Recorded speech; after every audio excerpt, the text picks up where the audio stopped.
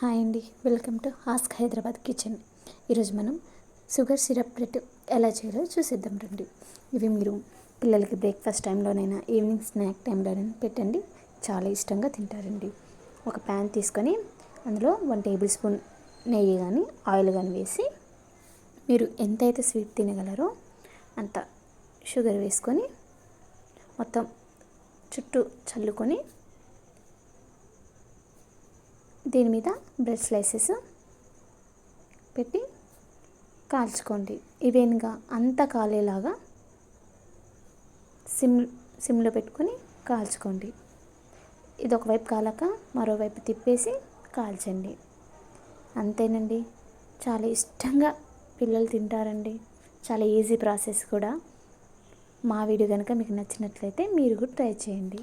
Please subscribe చేయడం మాత్రం మర్చిపోకండి. Thank you for watching. Thank you. Like share మాత్రం మర్చిపోకండి.